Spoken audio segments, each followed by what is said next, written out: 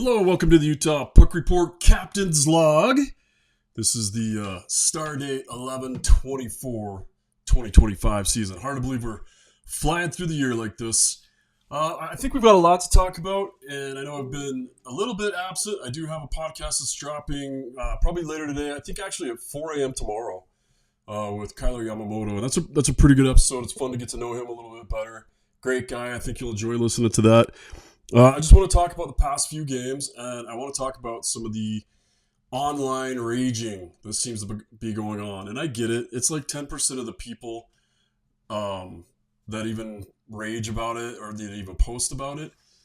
But, I just want to get into talking about we were told when the Utah Mammoth came in, when the Utah Hockey Club came in, they said, hey, we're in a rebuild. This is where we're at in the rebuild. This is what we're planning on happening in the rebuild. And yes, they've made roster moves.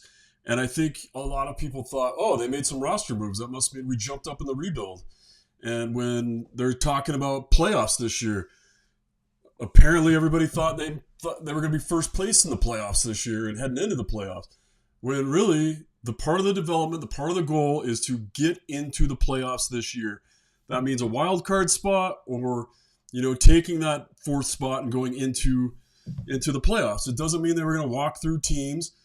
The beginning, those first few games, everybody got excited. I got excited. And I look at the roster and I think, man, the Utah Mammoth are going to win a lot of games, and we're in good hands as fans. Just seeing what they're building and seeing what they're doing, and I looked at a lot of it, and I thought, with the addition of Peterka, the addition of Schmidt, I just thought those are some big pickups. And Tanev is going to do exactly what Tanev has been doing, and that's being a contributor, not with points. I don't know why so many people thought he was going to come in and take over the lead role in points or, be our tough guy either. He's not a big tough guy. He stands up for sure. But let's just look at what he is. Not every position is supposed to score goals, and I know that sounds ridiculous, and I know it's hard to understand. And it's always...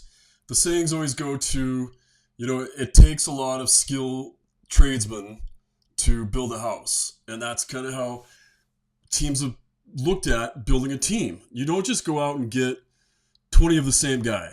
Like, I always think back to, like Tecmo Hockey, or I can't remember what that game was called. One of the first, Blades of Steel. It was called Blades of Steel, and it came out on Nintendo a long time ago. And, you had your choice. You could get the fat little guy that could bowl through everybody. You could get the tall, skinny guy that was just quick, or you could get the medium guy. And if you really wanted to win, you took one of each. And that's kind of the concept of building your NHL team. Line 1 is going to be skill and speed. And line 2, you hope, is also going to be skill and speed. Line 3 is going to be more of a possession, or try to create turnovers, draw penalties. And typically your fourth line is your banging line. They're going to come in and they're going to crash bodies, and they're going to make it hard for you to play against this team. And you get production from those guys. But if you look at a guy like Trevor Lewis, who played 17 years in the NHL and was scoring like 6 goals a year as a first round draft pick, 16th overall. Yeah, it would have been nice if he would have scored more goals, but he had a different role, and he filled that role to the point where they kept him in the NHL for that long. That's a long time to be in the NHL. So just remember that this is exactly what they told us is going to happen, and it's exactly what is happening. They're rebuilding, and they're getting better. And Utah is better now than they were before, and they're better now than they were last year. If we want to take a look at the current standings, I think that's where we get excited. Utah is in 4th place in their division, 8th in the conference. So that's pretty good. 25 points, a couple more wins, and they could be right in this thing. They could be 2nd or 3rd place. And that's just one of those things that you get excited about, but don't get overzealous about it. Just know that this is still a process, and enjoy the process. Enjoy seeing these guys grow up in front of you. We've still got a bunch of 19, 20, 21-year-old kids out there that are learning how to play in the NHL. And I know, every time I post something about that, they're like, well, Schaefer from the Islanders is already ready. Yeah, that's why he was the first overall pick. Typically, the first overall pick is ready. The second overall pick is ready. Third, maybe. Fourth, sometimes. Maybe, they're ready more than the sixth overall pick for sure. But, it's dependent on the person. We know the skill that's in that locker room. We know the skill that's in the system. And I think there's a lot coming our way. So just trust Torini. And for you guys that are calling every time the Mammoth lose, you think they should fire the coach, and you don't take into consideration everything he's done to get these players to where they are, and you can tell these players respect him, and they stand up for him, and he knows how to work them. Does he know it flawlessly? No coach does. But the job he's doing is the job everybody wanted him to do. And when Armstrong went to him and said, "Hey, I want you to coach our team," it's going to be hard. And I hope you have the stomach for it, because it's going to be hard for you. You're going to get beat up on the ice. You're going to get beat up in the media. And Torini knew what his role was, and he's taken it, and he's done an amazing job. I go to those practices. I see what they work on. I see when it doesn't work on the ice and when it does work on the ice. And as a guy that's coached, I coached kids for 19 years. And there are multiple times that I'd be like, all I want you to do on this play is go stand in front of the net. I need you to go stand in front of the net and face the puck. Don't let the goalie see the shot. And I could not get kids to do it. They'd say they say they understood it, and they'd go out and try it. But, you don't always get through the way you think you're getting through. Bear has a much better, much higher percentage of getting through than I do. But believe in the coach. Believe in the process. All right, and let's talk about Veggie for a second. 88% save average is not what I'm after either. Does he get hung out to dry sometimes because they're trying a little bit too offensive, creativity up front? Yeah, that happens sometimes. What I'm seeing is, and what I was seeing at the beginning of the year, I think the last couple games have burned him a little bit, but I was seeing a more confident Veggie. I was seeing a Veggie that was comfortable giving up. So I'm going to explain this to you the best that I can, so that you understand. I know most of the audience understands, but on an odd man rush, as a goaltender, you have to commit to the guy with the puck. And I tell my defense all the time, and you're coached, and every goaltender from that's played any juniors or higher is going to know they're talking and they're quarterbacking behind there, because we're facing forward the whole time. So as a goalie, as you see an odd man rush develop, you make sure your defenseman knows it's an odd man rush. And you say, "Hey, it's a 2-on-1. I'll take shooter. Cut the pass." And then you work the defenseman works an angle, but he doesn't go after the guy with the puck. That's my guy now. That's the goalie's guy. So on those odd man rushes, and especially when you saw that overtime loss where we had a turnover, the Mammoth had a turnover and created some passing back. You saw Sergachev go. He went to the shooter. You saw Veggie come out aggressively, one-on-one with the shooter. It's actually called 1-on-0. The goalie's the O. So 1-on-0 or 1-on-0. That's Veggie's job. He did exactly what he was supposed to do. Now, for everybody that thought he was over-aggressive or got blown out, it looks bad when it doesn't work, but the defense were supposed to pick up the other guys. Now, Sergachev, to his defense, he was scrambling anyway, and it was just a scramble play. And that's what happens on 3-on-3. That's why we go to 3-on-3. We look for those breakaways and those breakdowns on offense and defense that create those exciting 3-on-0 moments even. But you have to understand, Veggie has to take that shooter. And to be aggressive on that shooter, you have to give him less net to shoot at, which means you have to come out. So yeah, you're not in the net. And then we saw it against the Rangers. He came out, he was challenging, he was making great saves from outside the top of his crease. He did it against Vegas. The Mammoth lost against Vegas the first time, but that's exactly how he was supposed to play it. He's doing what he's supposed to be doing. He's being aggressive. He's being more aggressive than I've seen him last year. And I watched tape from him the year before that in Arizona. We're seeing a goaltender that's growing, that's developing. He was more comfortable in himself, and he had more trust in his defense that he didn't start cheating. And that's the other way you get beat as a goalie, is if you don't trust your defense solely and you don't take that shooter and you lean a little bit, you can't lean in the NHL. You can't lean in the AHL, and you can't lean in the East Coast League. Like, you're going to get taken advantage of if you cheat. Can you get away with it a little bit more in the lower leagues? Yeah. In the NHL, if you cheat, you get beat. And that's just how it's going to be. So just grow with him. Grow with Veggie. Understand that. And yeah, it's not the time to be pulling up anybody else. If everybody else is talking about, hey, pull up Boot and put him in to replace Tanev. Why? They're not the same guy. It's not the same. That's not how it works. If somebody gets hurt, then we'll see somebody else. Probably not even Boot. And I do have a highlight goal for all of you Boot lovers, and believe me, I am too. I checked in on him in Arizona, and I got this. Board saved by Posh to the far side. Now picked up at the far circle. It's Walker once more, backhanded pass to the circle at the wall. It's going to be Moore with it, trying to pass it out through the neutral zone. Now to be back to Allard. Boot top of the slot towards the net. Daniil Boot gets Tucson on the board. It took less than a minute for them to respond.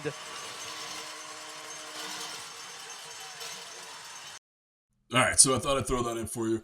If you got to see that, you got to see that it was Owen Allard created the turnover, got the pass. You saw Mavlam out there, and you saw Daniil Boot doing his thing. So things are looking good. The Roadrunners had a split with Colorado. Tough as a former Grizzly who's played with, Trent Miner and a lot of the guys that are up in the Colorado Eagles system. It's kind of weird to figure out who to vote for in that one. But, not as hard as I thought it would be. I was definitely rooting for our Roadrunners. So that's it. That's what I wanted to talk about as far as that stuff goes. Tonight, Vegas is back in town. Vegas beat Utah a couple nights ago. It feels like they shouldn't be back already. Vegas is a good team. We know Vegas is a good team. They're not too many years away from winning the Cup. They still got, their key additions there. I think they're questioning their goaltending. I think you saw they signed Carter Hart. I think he's gonna help them when he gets to play. He's not eligible till December 1st. And I imagine he gets pulled up right away. I'm not going to talk about that. I'm glad to see the kid get a shot. But so there you go. Utah right now, 11 wins, 8 losses, 3 overtime losses. That's 28 points, which puts them 4th in the division or 8th in the conference, like I talked about. So let's talk about what's going on with Vegas and with Utah. I, for one, was pretty impressed in the last 2 games, knowing that we're small.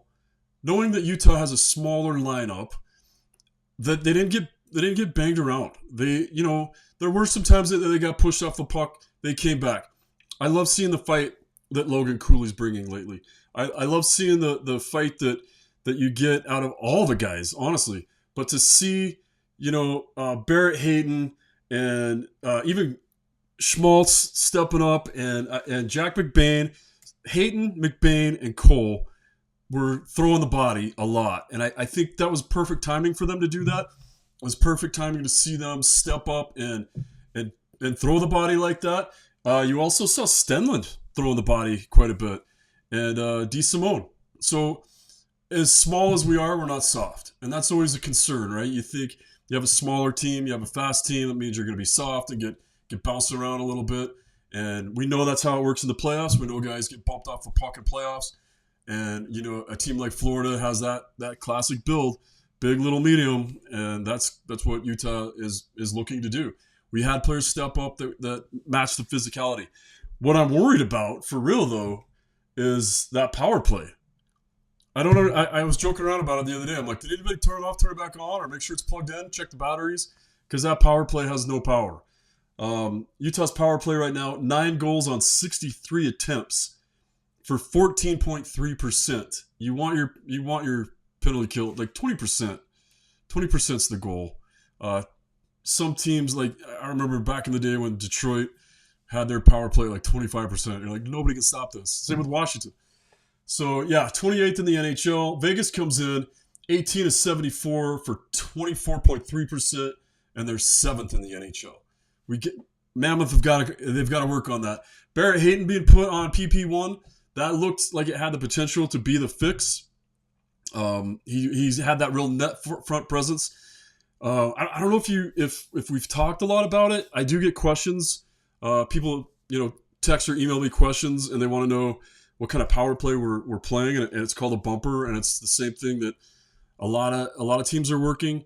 And I can't show you footage of the NHL, or I'll get in trouble. But you work the puck around on one side, and then you try to go below goal line for a one-touch pass.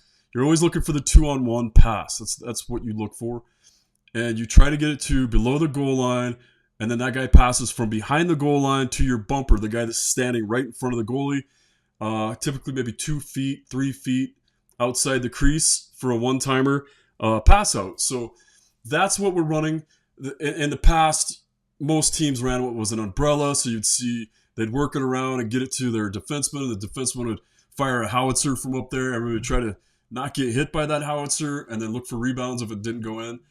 So Utah's running the bumper, not the umbrella. The bumper has it has potential, but everybody's running it, so everybody's seen it.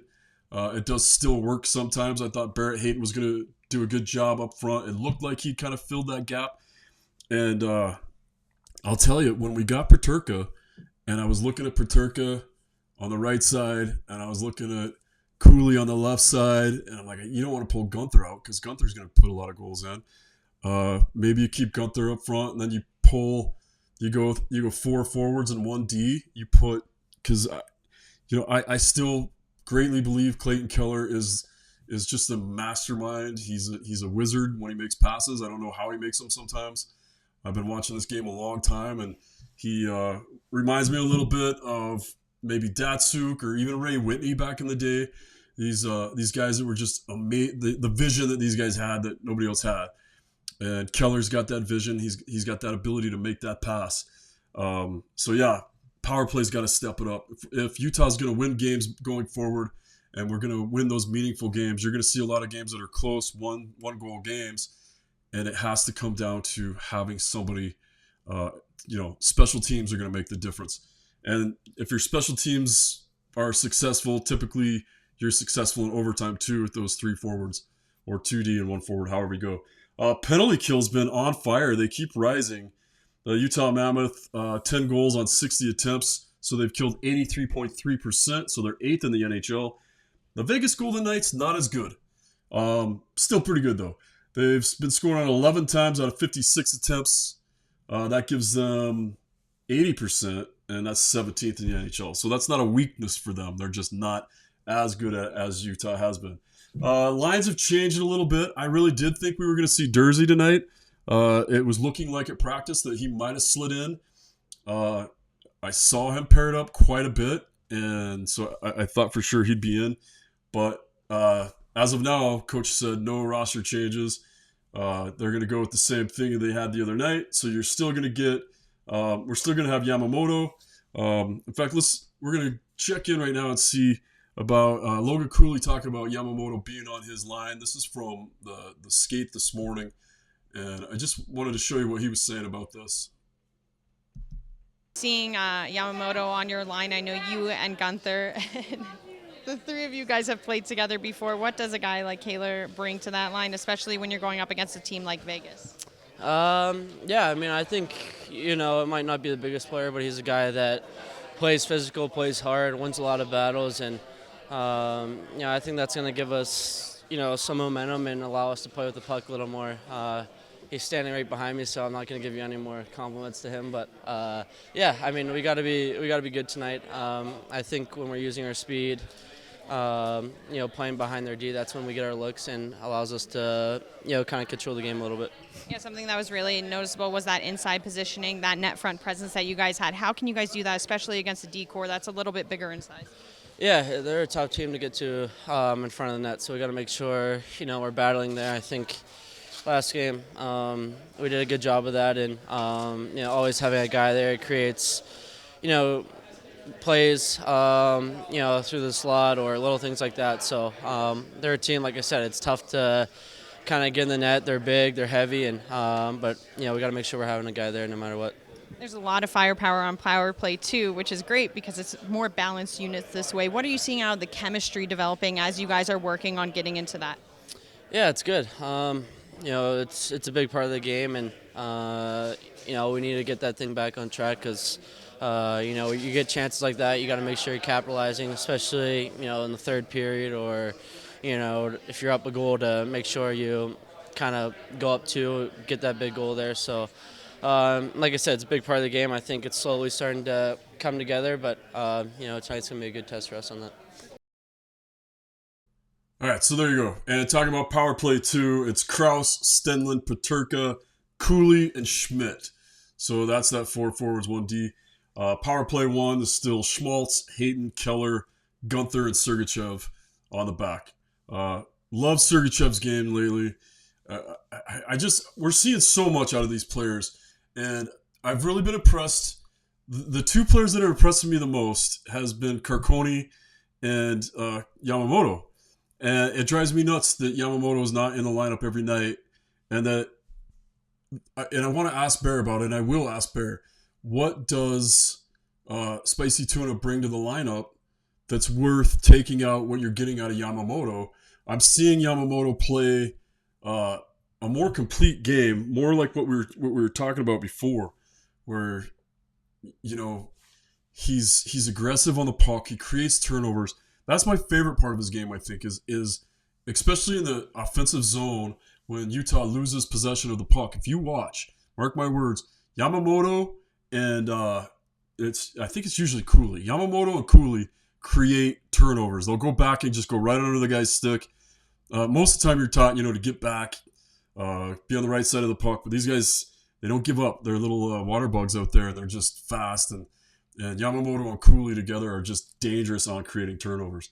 So I've been really impressed with that. D. Simone's really impressed me too. For a waiver wire pickup, for a guy that I just don't think anybody anticipated being here this year, and that's the same with Carconi, and I think that's the same with Yamamoto. 3 guys that probably didn't feel like they got a good shot last year or a fair share of their ice time. Or for Yamamoto, I mean, he barely got called up. I think it was just towards the end of the season. But for those guys to be here and to be some of the most producing players, it's pretty impressive. And yeah, it's just kind of shocked me to see all that stuff. And if things don't work out, expect to see more exploring of that power play unit. And hopefully we get to figure it out, because there's so much talent on there that there should be a lot of goals coming Utah's way. Let's see what Bear had to say after morning skate before the game here with Vegas tonight. Hello. So same lineup than last game.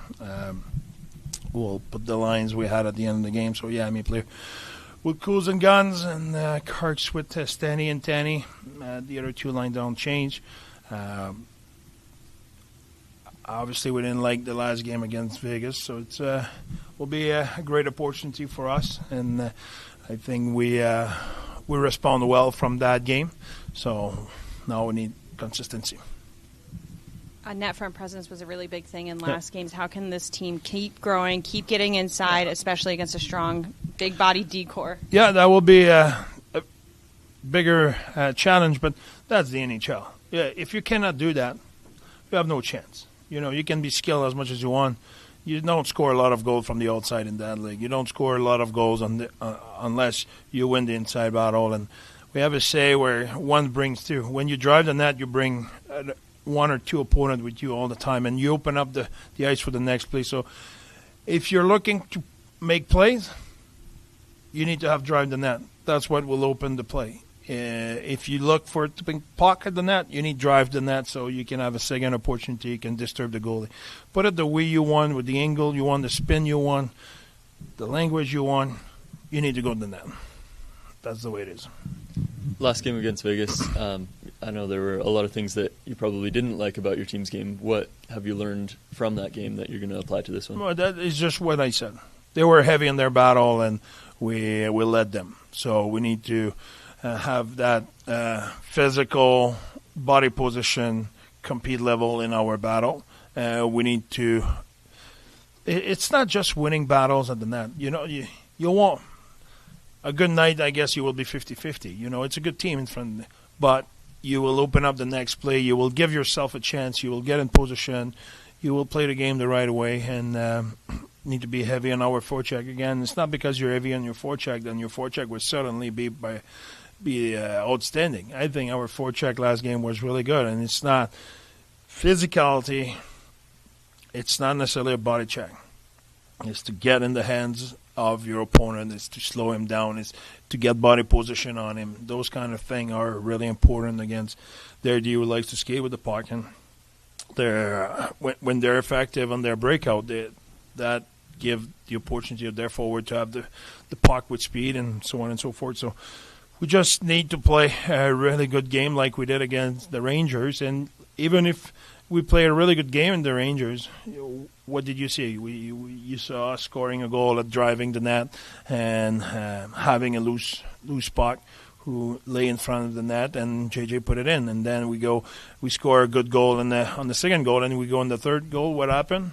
Well, shot on net, deflection on their own skate because we drove the net, we put the puck deep, we went to work. So there were no tic-tac-toe one-timer bar down.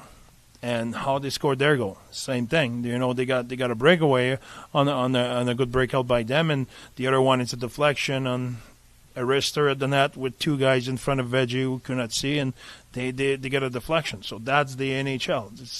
75% of the goal will be those kind of Gracie goals. So if you don't apply on those, good luck to try to win with the other 25-30% of the goal gets scored in the league.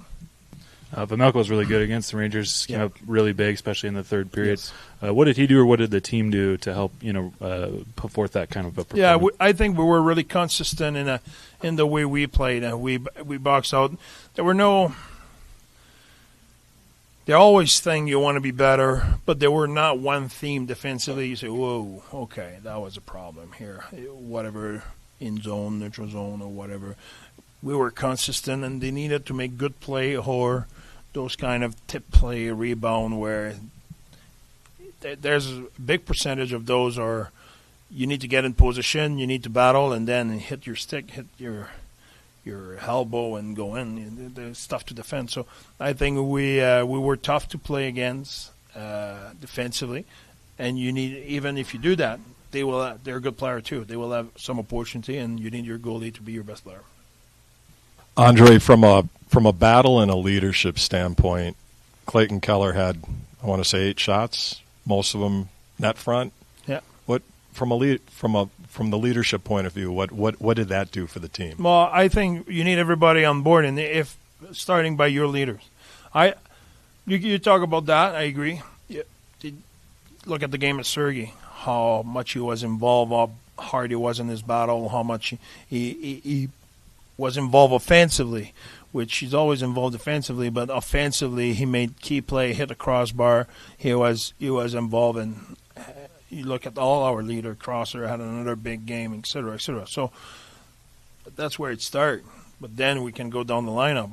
I can ask you who you didn't like. You know, the list would be pretty short. So I think that's the way we have to be. And tonight it's no different. We're not winning that game with 12 guys.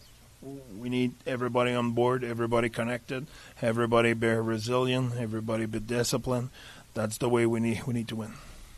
When it starts out, when the table has been set that way, when a game starts out and guys are buying into that, is that something that can be contagious carrying you through a game? Yeah, absolutely. But you talk about that. Look at our first shift. We lose the draw. They put it deep. Our goalie stopped the puck, moved the puck, move the puck quick, winger, snap it to the center right away. We move it up. We made about 5 passes in 3 seconds, and 1 or 2 seconds later, we put the puck deep. We get on the forecheck, recover puck, spend 15 seconds in their zone. After 30 seconds of play in that game against the Rangers, we had a breakout where it was lightning quick. We had a puck deep, a good forecheck, a loose puck recovery, and a ozone play with a shot from the D. You talk about giving the momentum, playing the right way, being contagious. Then it snowballed. I think it's last time we spoke, I was talking about momentum. How you get the momentum? Well, okay, now you have one good shift. Now you need to follow up with the next one, and then when you have a rotation 4 good shifts in a row. Okay, now you get the momentum. Now everybody feel good. Now we're feeling okay. We're coming, and it's the reverse with the opponent. It's four shifts in a row where they got under attack a little bit. They got under pressure. Let's put it that way. Now they know they're okay. Those guys are coming. They're serious. Now it started to snowball in your favor, and now you need to make sure you do everything you have to do, managing the game, staying disciplined, etc., to keep the momentum and keep it rolling, taking the right decision with the puck. It doesn't have to be sexy all the time. It's not what we're talking about. The sexy thing will happen because you have good player, because you're in the right spot, because you make good read. But you need to be ready to do all the grind, the good work, be on the right side of the puck, taking the right decision with the puck, playing extremely fast, being unselfish, playing for the team, making good change. All of it give you the momentum. And then now it's contagious. Now it's going. And just look at our winning goal. You know, Cools early in the period took a different decision, turn over a puck going in the other way, arrived with whatever the time left in the period. He arrived in the situation where he has speed, he has a hole in the entry, hole is closing, just put the puck behind, go to work to get a look in front of the net, and then Simmer get the puck behind, put the puck in the net, puck in the back of the net. It's just karma. We did the right thing, good thing happened. That was building up the momentum. That's just the game, the way it is. You know, I say that many times. If we play our A game in Vegas, play our good game, someone will pull the goalie tonight, or it will be over, or we're going in overtime. If the two teams playing well, it will be a 1-goal game, and will be 1 post in ahead or 1 post in behind, or it will be a tied game. That's exactly what it will be. So that's the NHL. So let's play a good game and try to figure it out in the last minute where we are and get the points. Thanks. All right, you just gotta love that guy. Like he just cuts right to the chase. He answers questions honestly. There's not a bunch of games like you see with a lot of NHL coaches. He brought up net drive, and I've brought up net drive a lot on this and net front presence. But the net drive, man, it's something that you have to do. You have to have the skill to keep the puck over the blue line, to get in, to drive the net, and like you said, 1 equals 2. If you take one, if you're the guy going to the net, you'll usually draw 2 defenders with you. And it happens against us a lot. You see a couple times. It always happens to us in the second period for some reason to Utah. So look for that. Look for good net drive is what it's called from Utah tonight. Look for net front presence. Look for somebody standing right in the goalie's face, facing the puck. That's how that's supposed to play as well.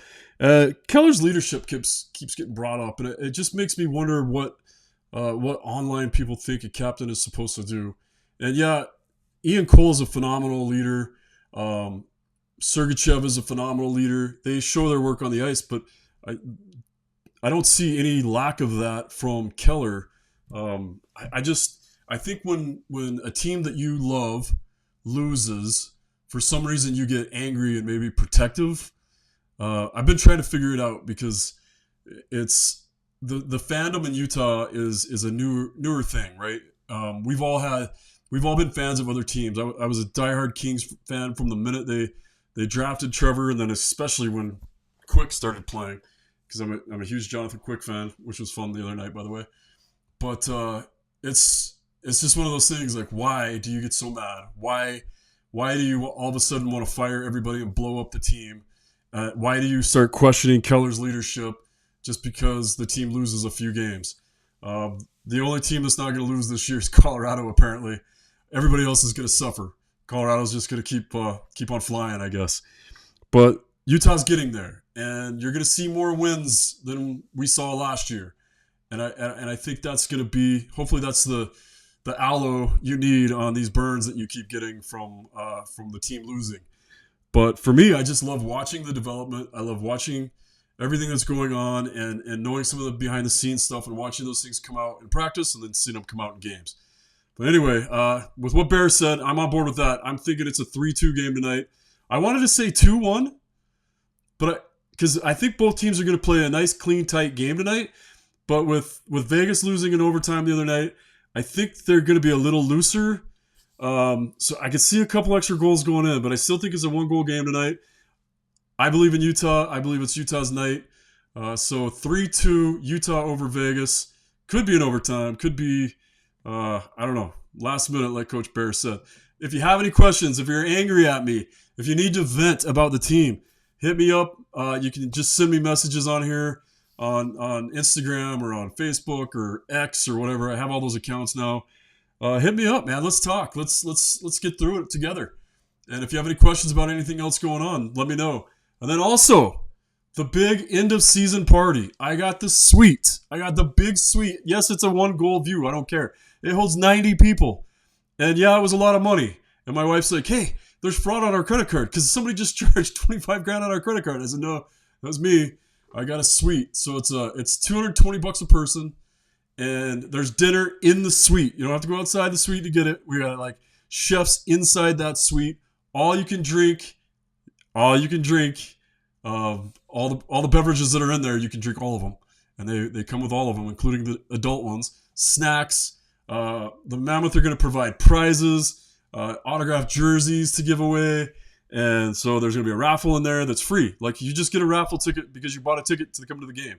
So admission to the game, you'll sit in the suite, you'll have dinner, you'll have dessert, you'll have drinks, we'll have a great time. This is going to be the party. It's against the St. Louis Blues, and hopefully it's us kicking off the first ever, it's going to be the end of the regular season, and hopefully our first ever playoff berth as the Utah Mammoth. So tickets are available. You can find them on my Facebook page, and come join us. I'll also be giving a couple pair away. And that's it. We'll talk to you tomorrow. That is the Utah Puck Report.